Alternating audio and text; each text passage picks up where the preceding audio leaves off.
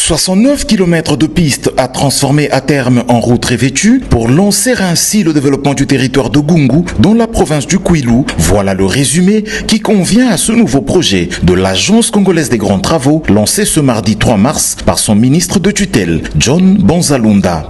La cérémonie qui a vécu au village Bachamba, point de départ de ce projet routier qui va se terminer à Kakobola après avoir traversé Gungu, a connu la participation de l'exécutif provincial, des députés tant nationaux que provinciaux et des sénateurs, tous élus de la zone.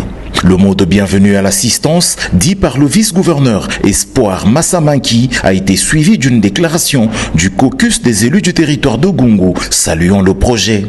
L'ingénieur Nico Nzaou, directeur général de l'Agence congolaise des grands travaux, dont la structure va piloter le projet, financé dans le cadre du programme sino-congolais et exécuté par Cisco SA, l'a présenté à l'assistance, donnant les garanties que ce dernier ira bien à son terme. Si nous sommes réunis aujourd'hui à Batsamba, ce n'est pas seulement pour lancer un chantier. C'est pour matérialiser dans le sol de Kwilu une vision nationale. Une vision portée au plus haut sommet de l'État. Une vision qui place les infrastructures au cœur de la souveraineté nationale. Une vision qui affirme qu'aucun territoire de la République ne doit laisser à marge du développement.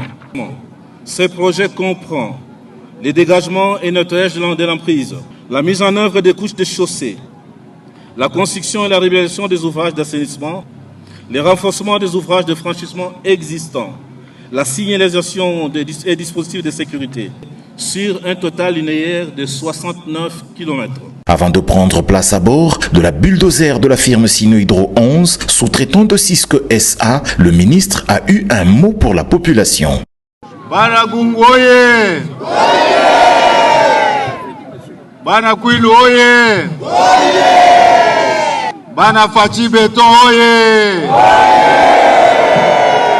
Nani azotonga Congo? Nani azotonga Congo? Nani azotonga Bandundu? Bana Gungu Kiesekele? Kiesekele? Maboko, pona bino moko. Dans un premier temps, la route sera ouverte de bout en bout sur l'ensemble de ces 69 km et dans la seconde phase, elle sera revêtue.